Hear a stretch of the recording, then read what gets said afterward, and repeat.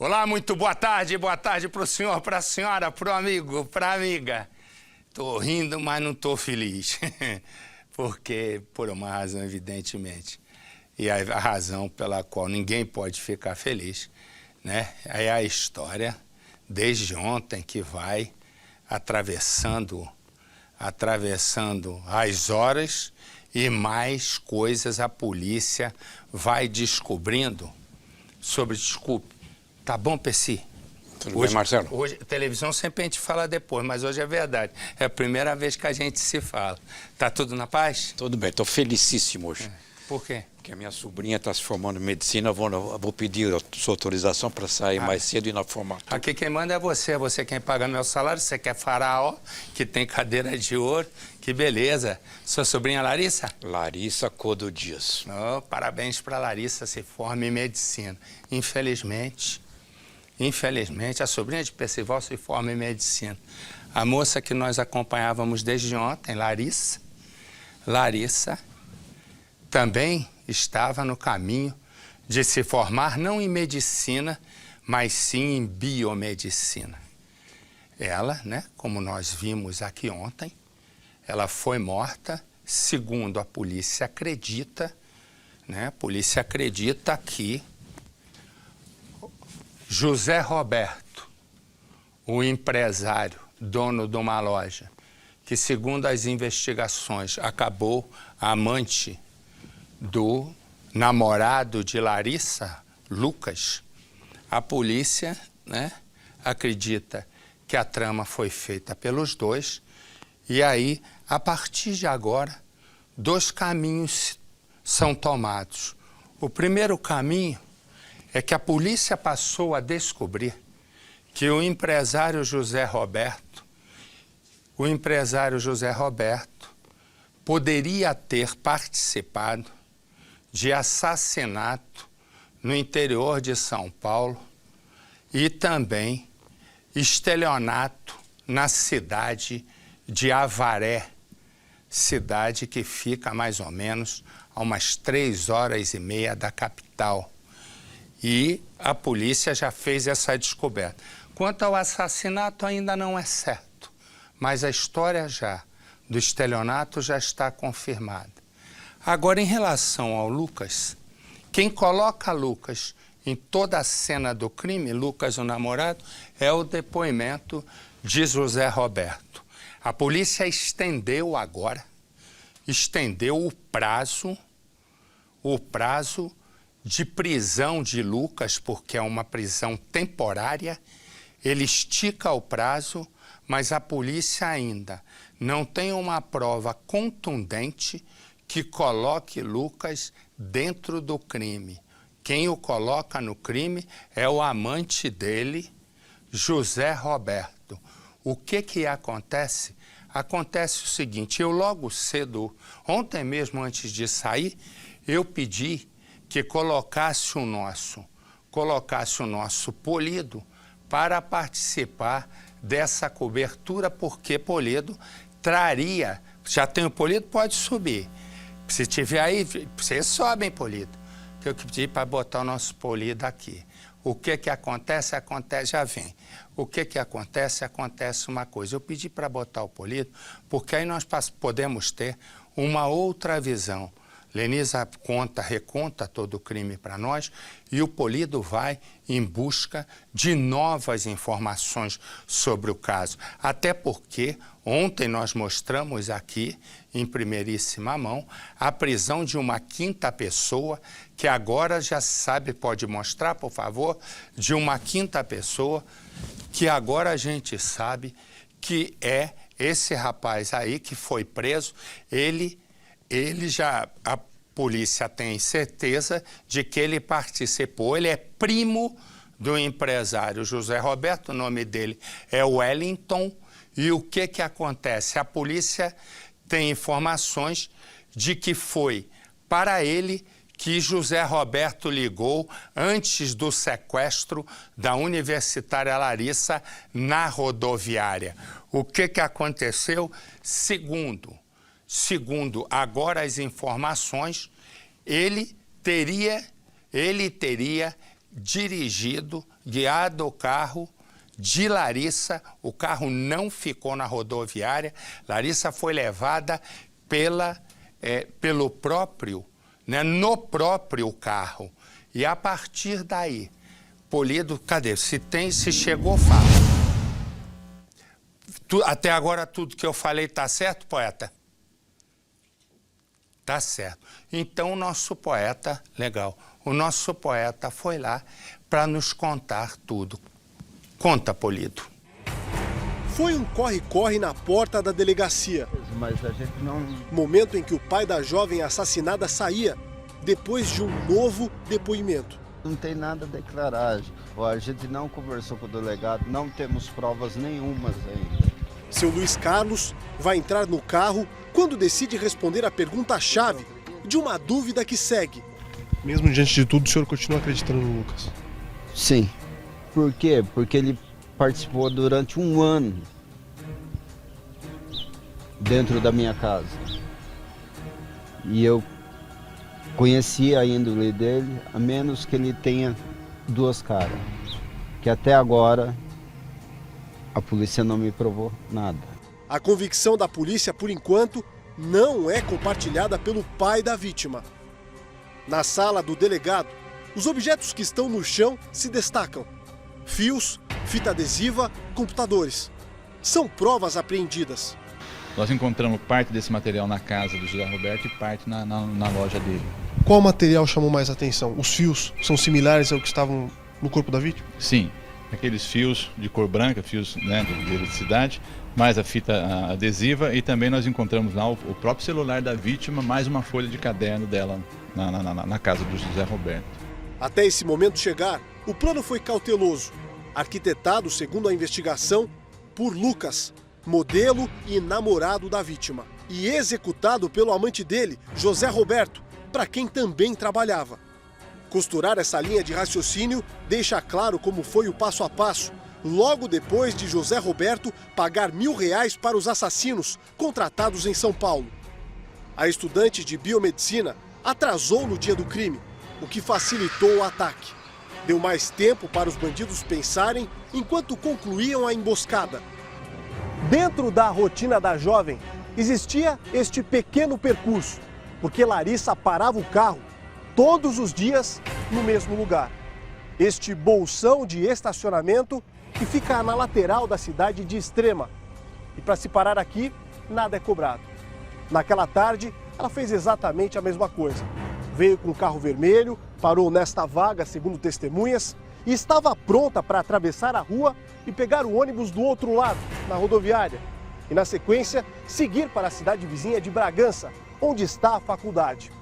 Não conseguiu, porque ela não imaginou, também como imaginar, que ela era alvo de um projeto criminoso.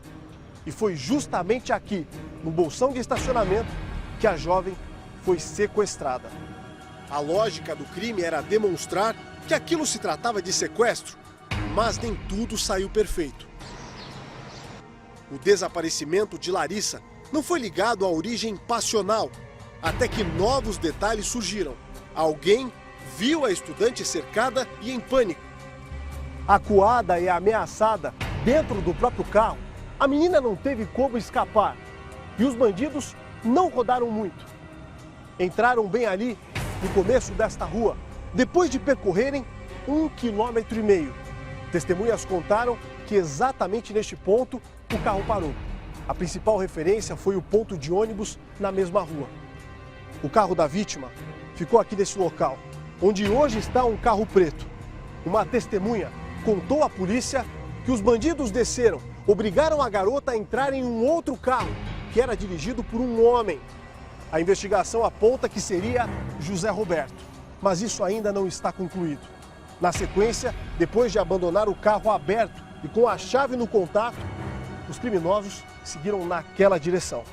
José Roberto afirmou mais de uma vez que tudo foi bolado por Lucas. Ele não queria revelar a verdadeira opção sexual, muito menos o segredo que existia entre os dois. Larissa estava envolvida num triângulo amoroso e não sabia. A família dela, muito menos. Como desconfiar de algo assim, diante de um cenário que a polícia acredita ser fantasia, cenário criado por Lucas. Depois de ser torturada e morta, Larissa foi carregada. Tudo tinha sido pensado. Os criminosos esperaram a madrugada chegar para esconder o cadáver. Usaram a escuridão a favor da ação criminosa. José Roberto conhecia bem esta área. O morro, que é movimentado e turístico durante o dia, fica completamente abandonado à noite. O carro subiu 4,5 km até encontrar esta pequena abertura no meio da mata fechada. Bem aqui, existe uma enorme ribanceira. E para a polícia, fica muito claro que cada detalhe foi programado. Exatamente neste ponto, segundo a investigação, José Roberto e o casal de assassinos usou pouca força para projetar o cadáver aqui para baixo. Tão pouca que o saco onde o corpo estava dentro parou bem aqui nesta árvore. Foi o principal erro deste crime. Na sequência, foram embora, sem imaginar que poucos dias depois, o corpo em decomposição exalaria um cheiro muito forte. Uma pessoa que estava aí, na rua logo acima, sentiu esse cheiro e chamou a polícia. Agora a investigação quer provar que Lucas também estava nesta cena e talvez até o sobrinho de José Roberto. Wellington Freire é o homem que aparece na imagem. Até então, a identidade dele não tinha sido revelada. A investigação descobriu que José Roberto ligou para o sobrinho às 4h53 da tarde e que o Wellington estava na cidade às 6h45 da noite. Seria o instante do assassinato. E há mais revelações. R$60 mil teriam sido desviados por José Roberto, que era coordenador de núcleo dentro da prefeitura de Avaré. Ele teria agido com a ajuda de uma empresa fantasma, que estava em nome da vítima, Alfredo, com quem também morou em São Paulo. O sócio de José Roberto foi assassinado com 12 tiros. Para a polícia, uma provável queima de arquivo. Lucas ainda nega ter participado dos crimes. A questão central já dessa pedaço final da reportagem, é a questão de que o empresário José Roberto já está envolvido em outros crimes como suspeito.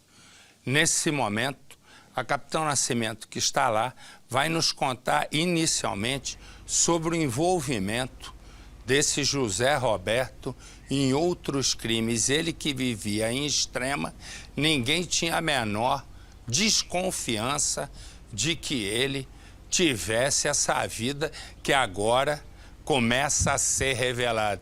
É o que eu digo, quem olha só para a aparência não sabe o que tem dentro do saco. Às vezes é um presente bonito e por dentro não tem absolutamente nada. E é exatamente esse o caso do rapaz. E a capitão, né, Capitão Nascimento, tem mais informações. Diga lá, capitão. Marcelo, antes do Roberto vir morar aqui em Extrema, ele morava em Avaré, no interior de São Paulo. Lá ele trabalhava na prefeitura e era investigado por desvio na prefeitura, investigado pelo valor de R$60 mil que ele teria desviado. Lá em Avaré, ele conheceu um rapaz chamado Alfredo de 29 anos. Os dois começaram a ter um relacionamento e com o dinheiro que o Roberto teria desviado da prefeitura, ele abriu uma empresa em nome de um laranja. Por trás desta empresa, ele tinha uma agência de modelos que, na verdade, era uma agência que contratava garotos de programa. E o Alfredo seria um destes garotos de programa. Os dois ficaram juntos por cerca de 2 anos, tinham um relacionamento estável, só que depois desses 2 anos, o Alfredo conseguiu um seguro de vida no valor de R$700 mil. E ele não queria mais trabalhar com o Roberto. Por isso, ele arrumou uma namorada. Quando o Roberto descobriu e o Alfredo quis terminar o relacionamento com ele, de acordo com informações passadas pela família do Alfredo, os dois discutiram. O Roberto chegou até a fazer ameaças para o Alfredo. Mesmo assim, o Alfredo estava decidido, quis terminar o relacionamento e definitivamente terminou com o Roberto. Misteriosamente, 2 semanas após o término do relacionamento, o Alfredo, ao sair de casa para ir na padaria, foi assassinado com 12 tiros na calçada calçada de casa mesmo. Segundo a polícia, o Roberto chegou a ser investigado, mas depois não tinha nenhuma participação dele no crime. No entanto, ele ficou com R$700 mil do seguro e veio para a Extrema. A família do Alfredo acredita que esses R$700 mil o Roberto usou para abrir a loja de roupas e a agência de modelos aqui em Extrema, a loja da qual o Lucas era modelo, Marcelo. Quer dizer, resumo dessa carruagem, se eu estou entendendo. Ele foi para Avaré, em Avaré conhece esse Alfredo, ele fez um seguro de vida de R$700 mil para esse Alfredo, mas ele como beneficiário e de repente ele vai e o tal do Alfredo morre com quantos tiros? 12 tiros na porta de casa. 12 tiros na porta de casa. E vou te contar, já eu vou voltar contigo, porque eu quero saber sobre essa história do Lucas. Já em que pé está o assunto do Lucas. Por quê? Por uma razão. Porque a nossa Lenisa também foi para dentro do caso. Para dentro do caso, contando ponto a ponto, cada momento e mais do que isso, para onde se direciona o pensamento ou raciocínio da investigação. Põe a Lenisa, por favor. O fogo se alastrou rapidamente. A revolta de alguns também. Vândalos quebraram a loja, depredaram o que estava pela frente. A loja também foi saqueada, como mostram essas imagens. A mobilização e a destruição da loja aconteceu assim que a notícia do encontro do corpo de Larissa, a estudante que estava desaparecida há 11 dias, se alastrou na pequena cidade de Extrema, em Minas Gerais. E que um dos donos da loja, Roberto Freire, de 35 anos, tinha acabado de ser preso, apontado pela polícia como um dos mandantes do assassinato da estudante. Aí estão Roberto, Antônio Carlos e Lucas. 3 homens que vivem uma história de sexo. Sexo entre os 3. Aos 35 anos, Roberto é o dono de uma loja de roupas de grife na cidade de Extrema, ao sul de Minas Gerais e bem perto de São Paulo. O sócio é Antônio Carlos, também marido dele. Já Lucas é estudante, trabalha como modelo, é namorado de Larissa e tem um amante, Roberto. É desse amor clandestino que o destino de Larissa vai ser selado. Teria então começado um triângulo amoroso em que Larissa não sabia de nada. Um crime planejado com requintes de muita maldade. Empresário de futuro, Roberto e Antônio Carlos, o marido, querem expandir os negócios. Nasce a ideia de contratar um fotógrafo e um modelo para um ensaio de moda e, assim, produzir panfletos e distribuir por toda a região. Antônio Carlos vai contratar o fotógrafo e Roberto fica encarregado de encontrar o modelo. Roberto, então, sai à caça de Lucas. O interesse de Roberto em Lucas vai aumentando e o de Lucas não fica atrás. Até que Roberto convida o futuro amante para jantar e depois do jantar, sapeca Yaya no motel e os dois já saem de lá como amantes. Mas eis que Antônio Carlos, o marido traído, se é que existe marido nessa história, descobre a traição. Mas Roberto não se preocupa. O que interessa é o amor do amante Lucas. Mas é aí que está o problema. O modelo namora Larissa. Assim que o corpo de Larissa foi encontrado, a polícia não tinha mais dúvidas sobre a participação de Roberto. Foi então que os investigadores foram até a casa dele e Roberto foi preso, imediatamente levado até a delegacia. Somado aos elementos, a investigação já tinha o depoimento de uma testemunha considerada chave, onde a pessoa informou para a polícia que Roberto tinha um relacionamento homoafetivo com Lucas. A partir daí, Roberto estava na mira da investigação. Depois de preso, chegando na delegacia, Roberto confessou o crime. Disse para a polícia que no dia em que Larissa desapareceu aqui da rodoviária, ele teria contratado o casal para que viesse aqui e simulasse um sequestro. Pagou por isso R$1.000 pelo assassinato de Larissa. Esse dia foi angustiante, a gente saía para um lado, saía para o outro e nada de encontrar, mas eu tinha uma esperança tão grande que eu encontrava viva. A bela moça de 21 anos que mora com os pais. Ela nem imagina que o Lucas, com quem ela pensa em se casar, faz sapeque iaiá com um homem. E este homem, Roberto, quer acabar com o casamento dele com Antônio Carlos e ficar para sempre com Lucas. É nessa hora que Roberto decide se livrar de Larissa.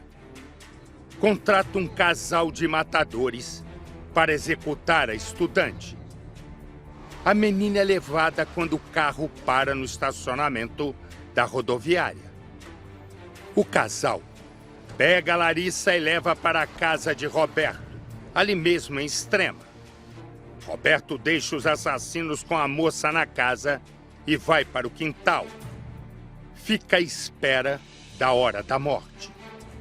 Depois os três, matadores e Roberto, jogam o corpo numa cisterna no meio do mato. Estamos indo agora em direção ao local onde o corpo da Larissa foi encontrado. É uma estrada que as pessoas usam apenas para o turismo. Dá acesso à Serra do Lopo, o local que lá no final tem a rampa de voo livre, um ponto também de turismo aqui da cidade. Foi nessa estrada de pouco movimento que um morador aqui da região passava de motocicleta. No momento em que ele chegou próximo a este marco, ele sentiu um forte cheiro, um odor muito grande. Decidiu então parar a motocicleta. Como conhece bem a região, desceu da moto e caminhou sentido ao local de onde vinha o cheiro tão forte. Quando esse morador, que depois virou uma testemunha do caso, chegou aqui, já percebeu que havia um corpo caído neste local, o corpo em avançado estado de decomposição. Os policiais vieram para cá, a testemunha chamou a polícia imediatamente. Quando os primeiros policiais chegaram, já identificaram que era o corpo de Larissa, que teria sido assassinada no mesmo dia em que foi sequestrada, de acordo com a polícia. Agora, Roberto tem uma certeza. O caminho está livre para Lucas ser só dele. Deixa comigo, tá? Confia em mim. Mas uma pessoa da cidade fica sabendo que Larissa desapareceu. A testemunha vai até a delegacia e conta que Lucas, o namorado de Larissa, é amante de Roberto. Roberto então é chamado para depor. Ali, conta uma história que mais parece de novela, mas é a vida real. Casou com um homem, se apaixonou por outro, que se transformou em amante. Lucas também teria planejado o crime com Roberto. Foi ele quem teria dado R$1.000 para contratar o casal assassino. A dupla foi encontrada aqui em São Paulo, na Praça da República. Segundo a polícia, uma quinta pessoa também teria participado do crime. E nesse triângulo de perversão, foi Larissa quem pagou com a vida. Os pais da estudante pela manhã foram até a delegacia. Durante a madrugada, eles tiveram menos de 2 horas para o velório da filha. O enterro aconteceu durante a madrugada. Os dois estavam completamente transtornados. Tirando um pedaço da gente. Eu não tenho mais coração. Lucas foi ao velório da namorada. O pai de Larissa defendeu o modelo. Ele não tem nada, e tanto que ele faz parte da minha família. Roberto foi transferido para o presídio de Pouso Alegre. Aqui na delegacia, ainda durante o depoimento, ele contou à polícia que o assassinato de Larissa aconteceu dentro da casa dele, aqui na cidade de Extrema, e que ele teria ficado do lado de fora do imóvel enquanto o casal matava a Larissa. Mais do que isso, Roberto disse também que depois do crime, ele ainda foi com o casal até aquele local para deixar o corpo da estudante. Roberto, além de mandante do crime, vai responder também pela ocultação do corpo. Mas a investigação ainda tem dúvidas se o empresário teria maior participação no assassinato. Ainda segundo a polícia, quando Roberto foi questionado quanto à motivação do crime, ele teria dito apenas que gostava muito de Lucas e que desejava ter Lucas só para ele. Durante boa parte da manhã, a polícia teve muito trabalho para acabar de fechar o quebra-cabeça da investigação.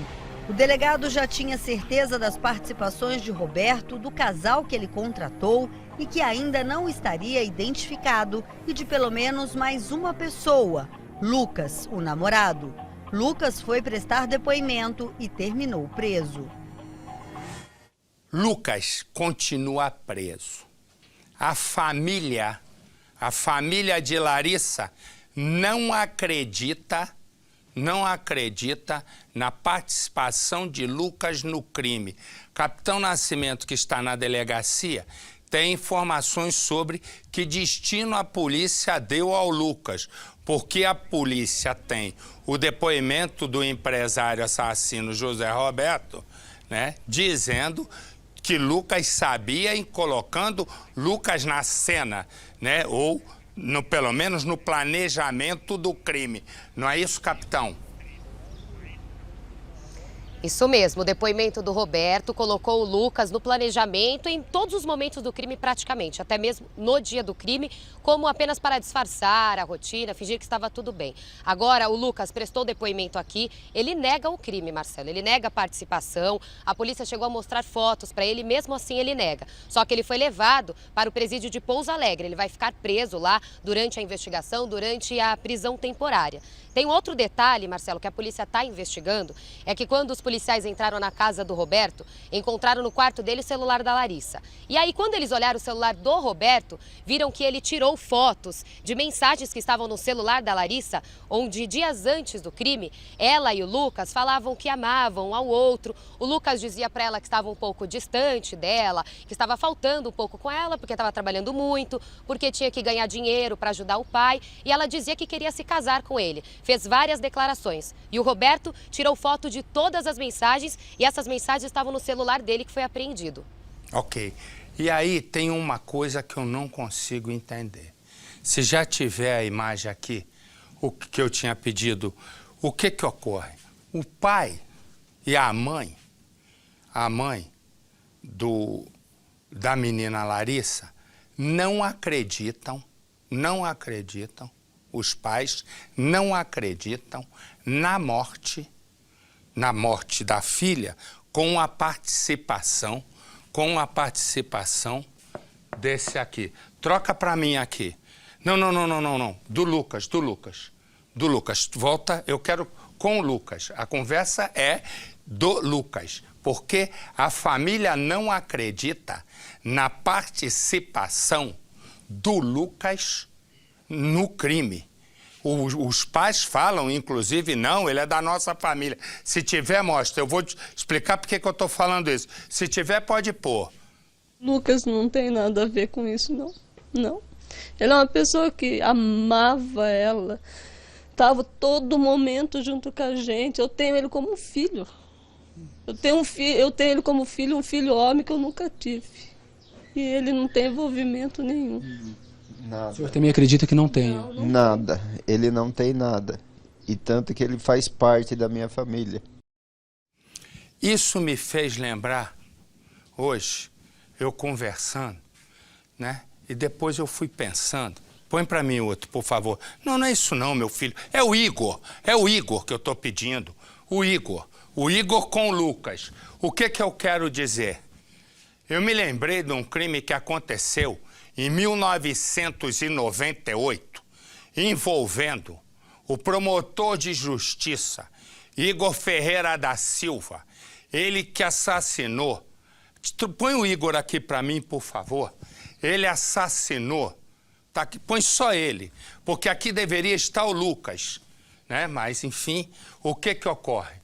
O promotor Igor Ferreira da Silva foi condenado a 16 anos e 4 meses de prisão pela morte de Patrícia Ajo Longo, grávida de 8 meses.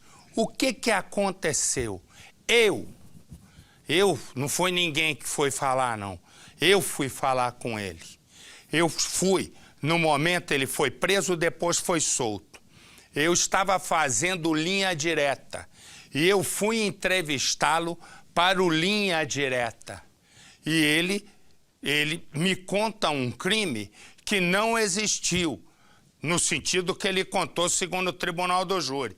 Ele disse que tinha ocorrido um assalto numa estrada secundária de Atibaia, que ele tinha conseguido correr e, de repente, quando ele voltou, a esposa estava morta. Tal qual o caso do Lucas agora, a família da Patrícia, né, que morreu grávida de 8 meses, eu entrevistei ele, que estava ao lado do irmão, ele se chama Igor, o irmão chama Éger, ele e os pais da Patrícia atrás. Cada vez que eu fazia uma pergunta contundente, os pais da Patrícia, que tinha morrido, e ele já era o único apontado como assassino, balançava a cabeça que não. No momento da entrevista, que eu parei lá porque tive uma discussão com o irmão do Igor, que quis se meter na minha entrevista, resumo. Aí naquele sururu na casa de Noca, os pais me chamaram e disseram: Marcelo, ele não matou a nossa filha. Resumo. Qual era a discussão central? É se a Patrícia estava grávida do promotor Igor ou não. Fizeram exumação do corpo da advogada Patrícia Ajo Longo, eu me lembro como se fosse nesse minuto, fizeram exumação, né? Porque diziam que ele a tinha matado porque o filho não era dele. Quando fazem exumação do corpo, faz a perícia, vai para o Instituto de Criminalística e o exame sai. O que diz o exame? O filho não era dele. Antes um pouco, pegaram o paletó, pediram a roupa que ele estava usando no momento. Ele entregou um terno preto. A perícia, depois de um trabalho cauteloso e longo, descobriu que o terno que ele usava no dia, que a perícia conseguiu a imagem, era azul marinho, quase preto. E aí caiu por terra. Por bem, ele acabou indo preso, né, depois de novo, porque ele fugiu. Em 2001, ele acabou preso. E a família, tal qual agora, não acreditou um minuto e, se bobear, não acreditou até hoje, né? 17 anos depois, a família. Igualzinho agora. Eu estou dizendo que ele é culpado? Eu não sei, não estou lá investigando. Estou dizendo o seguinte: a polícia o prendeu não é à toa. E a justiça não aceitou a prisão dele, não é à toa. Agora, vão provar no caso desse? Põe no Cidade. O crime aconteceu em junho de 98. Segundo a versão do promotor, ele teria sido assaltado junto com a esposa no condomínio onde moravam, em Atibaia. Eu fui abordado por um assaltante debaixo do portal de ingresso, que me tirou do carro e levou o automóvel com o refém. Ele conseguiu buscar ajuda. Quando a polícia localizou o carro, Patrícia agonizava com 2 tiros na cabeça. Os policiais a socorreram com a esperança de salvar pelo menos a criança. Nenhuma das duas sobreviveu. Mas a versão contada por Igor tinha muitas contradições. Por que ele teria entrado por uma estrada lateral do condomínio, mais escura e sem segurança? Por que andou 3 quilômetros para pedir ajuda se havia um orelhão bem próximo ao local onde tudo ocorreu? Na noite do crime, na delegacia, ele lavou a mão várias vezes. Restava a perícia examinar o paletó que o promotor usava para ver se havia resíduos de pólvora. No velório, por volta de meio-dia, me solicitaram o paletó. Eu entreguei o paletó. Em seguida, me devolveram o paletó sob o argumento de que não ficaria bem e estava frio. E me devolveram o paletó, foi entregue após o enterro. Mas quando a polícia foi pegar o paletó do promotor, ele entregou um outro. Durante as investigações, a polícia encontrou cápsulas de bala calibre .380 na casa do promotor. A perícia concluiu que esses cartuchos encontrados no carro e os encontrados na casa do Igor foram disparados pela mesma e única arma. Portanto, é uma prova pericial incontestável. Um exame de DNA contestado pela defesa afirmou que o filho que Patrícia esperava não era de Igor Ferreira da Silva. O que era o relacionamento do casal? Excelente, excelente. Poucos dias antes do julgamento, ficou provado que Igor pagou R$5.000 para um criminoso, já preso e condenado, assumir a culpa pelo assassinato de Patrícia. Apesar de todas as evidências, a família de Patrícia insiste em afirmar que Igor é inocente. Continuamos com a nossa convicção de que ele é inocente. A nossa convicção, desde o primeiro momento, de pais, é de que ele não matou a nossa filha. Apenas isso. Para quem conheceu Igor Ferreira da Silva desde os tempos da faculdade de Direito, é difícil acreditar que ele pudesse cometer um crime tão bárbaro. Como amigo, é algo que a gente nunca pensou e nunca imaginou. Mas com o decorrer dos anos e com tantos fatos que foram levantados, eu confesso que muitas vezes eu botei a minha mão na cabeça e perguntei para mim mesmo, será que foi ele mesmo? Mas para a Procuradoria, não há dúvida sobre a autoria do crime. Não havia como não ser condenado com as provas que foram colhidas, não obstante ele negasse desde o primeiro dia. Pois bem, eu me lembrei exatamente disso, porque é a mesma coisa que ocorre hoje. Agora a polícia vai ter que ter, né, os dados e as provas exatamente como elas foram conseguidas no caso do promotor Igor. Eu vou direto com a Capitão Nascimento. Capitão Nascimento está com uma parente da moça Larissa que morreu e que conviveu com Lucas. Capitão. Marcelo, estou do lado da Nadir. A Nadir é tia da Larissa. Este 1 ano que ela namorou com o Lucas, a Nadir sempre esteve presente no relacionamento dos dois. Nadir, como é que foi para a família receber essa notícia da possível participação do Lucas como mandante do crime? Foi chocante, né? A gente fica chocante, porque a gente não quer acreditar, né? Porque a gente escolheu ele como um filho, não como namorado da Larissa, como filho. Eu como tia, e a mãe dela como filho, outro filho que ela não teve filho homem. Então, pra gente, se ele for culpado, a gente fica muito triste, muito decepcionado mesmo. Como que era, enfim, o relacionamento dos dois? Como é que ele era na família? Todo mundo gostava dele, né? Ele sempre foi muito família. Ia muito na casa dela, na minha casa. Então, a gente sempre saía junto. A Larissa não era de sair de casa, tinha gente que ia pra casa dela. A gente fazia churrasco na casa dela, sempre ele junto. Então, nunca a gente pensava nisso, não. Tá? Marcelo? Ok, então repare, todas as características, né, da história são características muito próximas do promotor Igor nesse sentido, das famílias estarem juntas. E qual não é a surpresa? A surpresa, né, é que o Igor foi condenado. Virou. Essa é a bailarina que fez lá, bailarina lá do corpo de balé do Faustão, que foi assassinada aqui.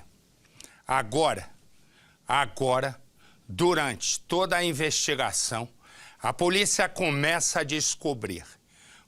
descobrir que o homem, né, que a matou, o Anderson, o ex-namorado, passou a persegui-la fazia tempo.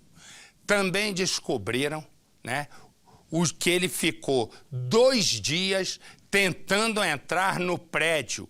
Eu e você vamos entrar exatamente no apartamento onde Ana Carolina morava e onde Anderson, depois de 2 dias, conseguiu convencer o porteiro a deixá-lo entrar para cometer a tragédia que cometeu. Põe as imagens da moça, por favor.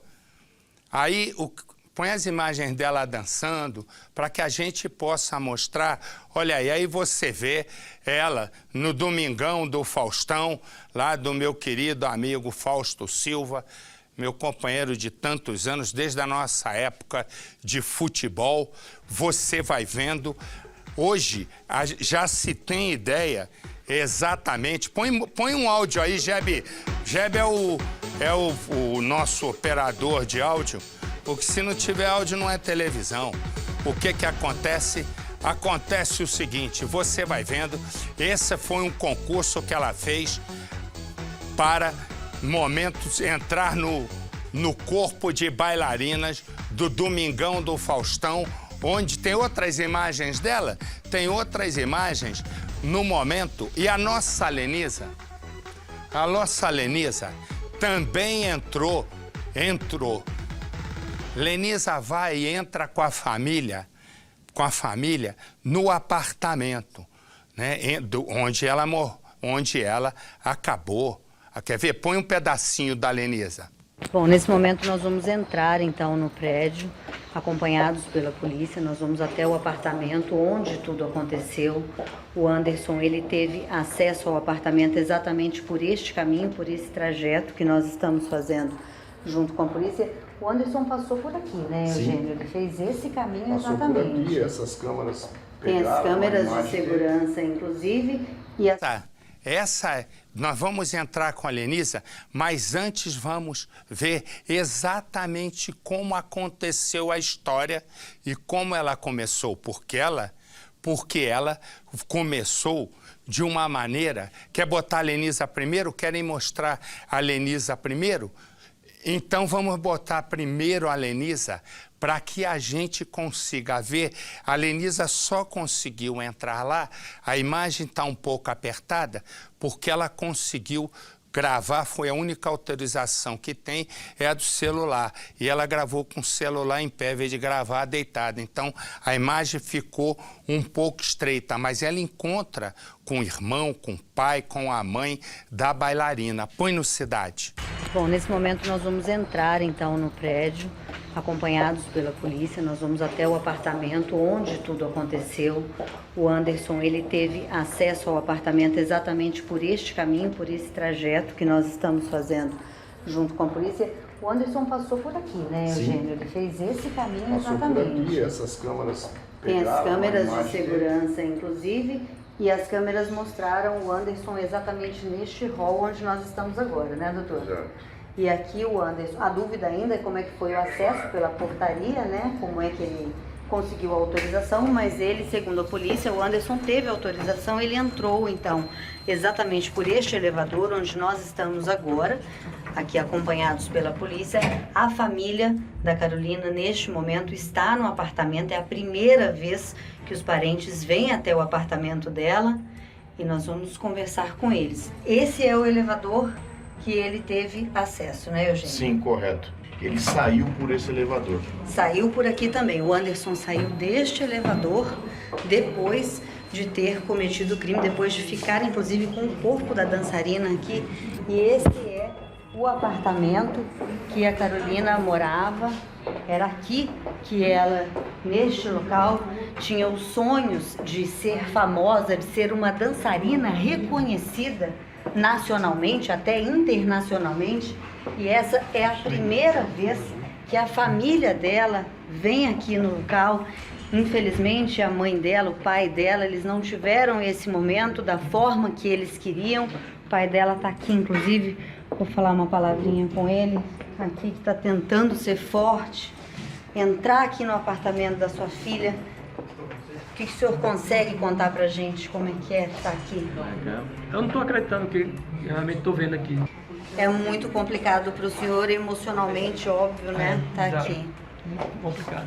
Cadê a dona Antônia? O Igor também está aqui, o irmão aqui no quarto, o outro tio. Igor, vou te pedir licença para entrar aqui. Esse é o quarto da Ana Carolina. Isso. E aqui no quarto da Carol, local onde ela, com certeza, durante muitas noites sonhou o plano dela, a carreira dela, tudo que ela queria fazer aqui em São Paulo. E, infelizmente, vocês só tiveram condições de vir agora, né, Igor?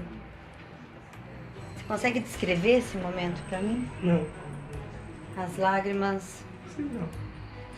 É um momento muito difícil, de muita emoção para o irmão. Ele está com a voz embargada, não consegue falar nesse momento, é muito difícil para ele. E esse é o quarto da Carolina. Eu não posso mostrar, inclusive, a imagem da cama. Aqui ainda está tudo sujo, é complicada. A imagem é muito forte, não posso mostrar essa imagem, é bastante forte. Mas aqui é o quarto onde aconteceu o crime. O corpo da Carolina estava na cama, aqui no quarto dela. O apartamento, vou mostrar aqui, licença, mais um quarto. A dona Antônia, que é a mãe. É um momento bastante difícil mesmo para a dona Antônia. Ela não consegue nem falar nesse momento. Posso só te dar um abraço?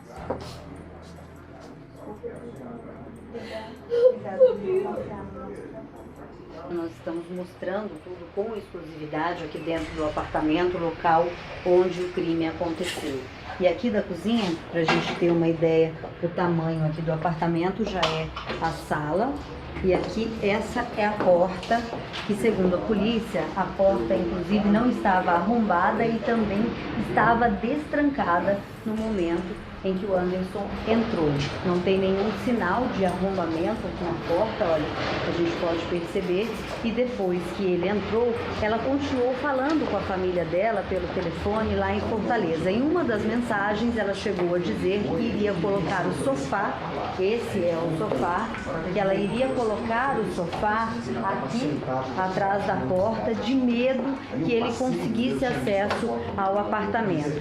A polícia acredita que ela deu autorização para a portaria para que o Anderson entrasse e chegasse até aqui do lado de dentro do imóvel, mas isso ainda está sendo investigado. A família dela acredita, na verdade, que ela não tenha autorizado, porque nas mensagens ela chegava a dizer que estava com muito medo que ele tivesse acesso aqui ao local. Então, só para a gente mostrar aqui, registrar, são 2 quartos do apartamento, aqui um quarto, esse um banheiro e aqui o quarto onde o crime aconteceu.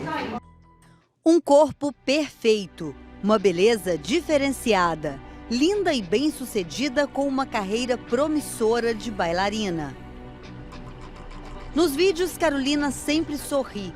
Alegria nítida de alguém que saiu de Fortaleza para vir morar em São Paulo e ter uma vida melhor.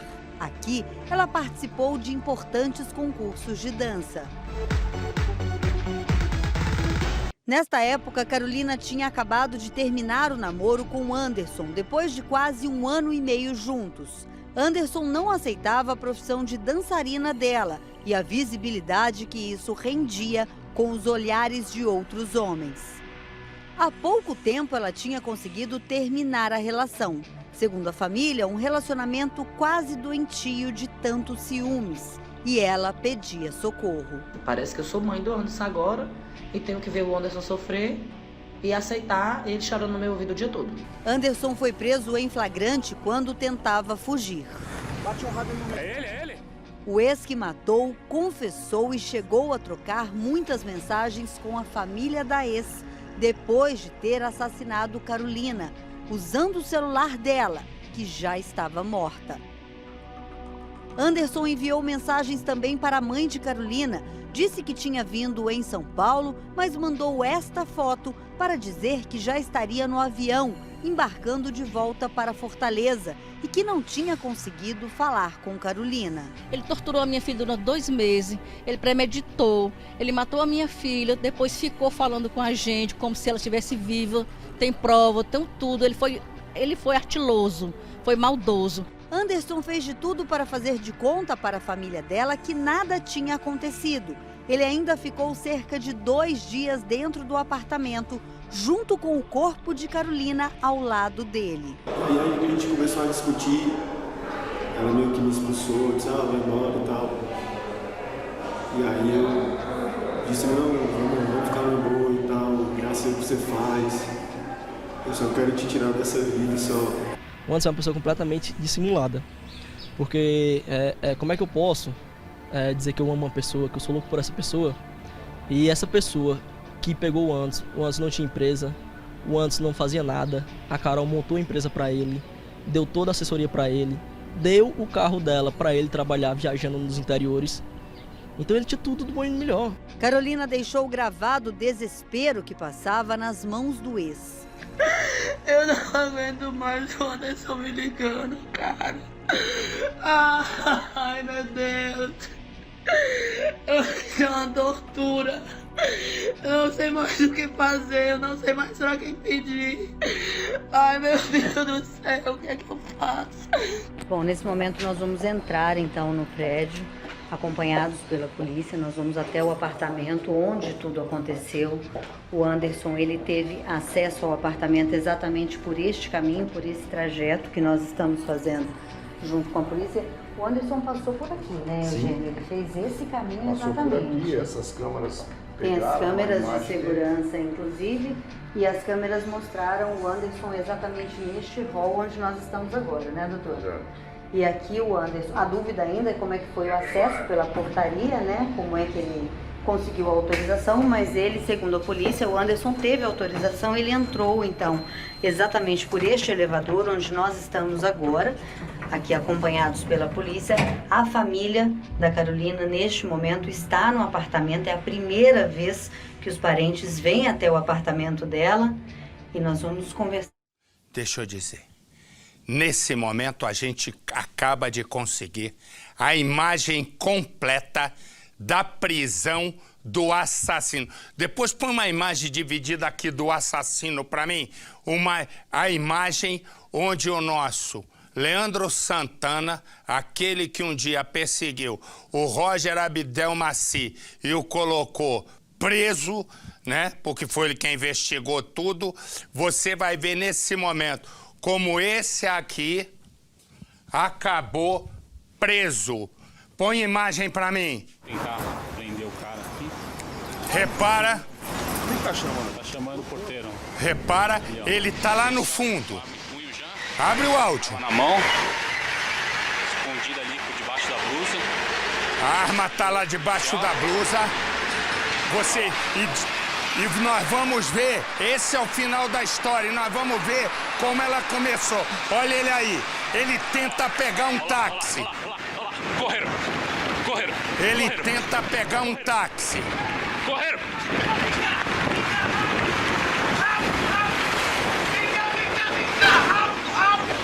Repara o policial. Tá no táxi ali?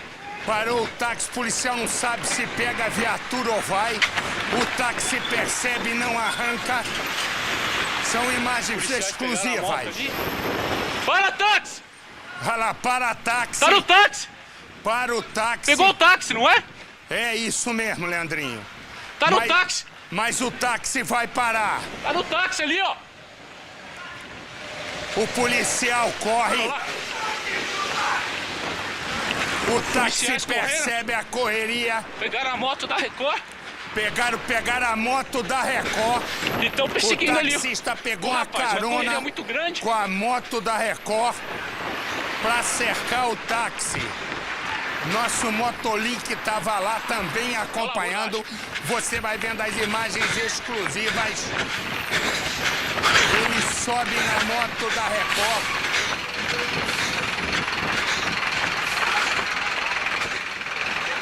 Já lá o táxi já tá parado na ponta, lá ele já salta.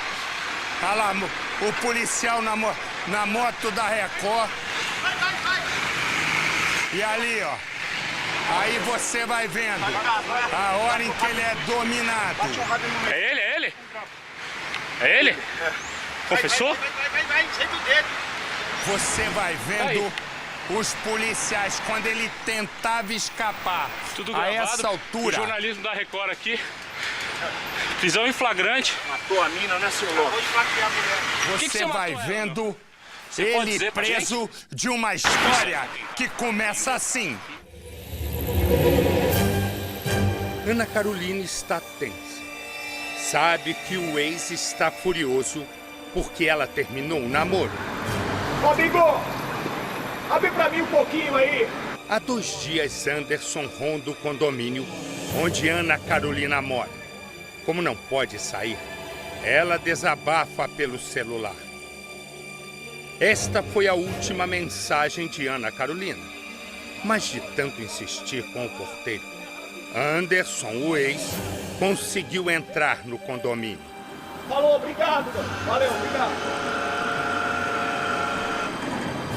Essa marca pra se ver mais, né? O namoro entre a dançarina e o empresário durou 2 anos.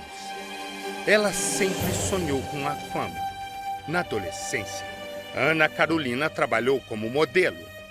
Alguns anos depois, virou dançarina de uma banda de forró. Até que ela decidiu tentar voos mais altos. Ô mãe, eu tô indo pra São Paulo, tá? Eu vou ter que ir logo porque meu avião já tá pra sair. Deixou a cidade de Fortaleza e veio para São Paulo. Aqui, Ana Carolina se inscreve em um concurso para ser dançarina de um programa de TV. Enquanto não consegue a vaga, ganha a vida como modelo em eventos. A distância esfria o namoro, mas desperta ainda mais o ciúme de Anderson. Que essa história sua de trabalho agora, a gente não tem mais tempo pra nós. Ana Carolina começa a perceber que a melhor coisa a fazer é terminar o namoro e seguir a vida. Como que eu posso ficar com uma pessoa que não me apoia? Eu não vou aguentar mais.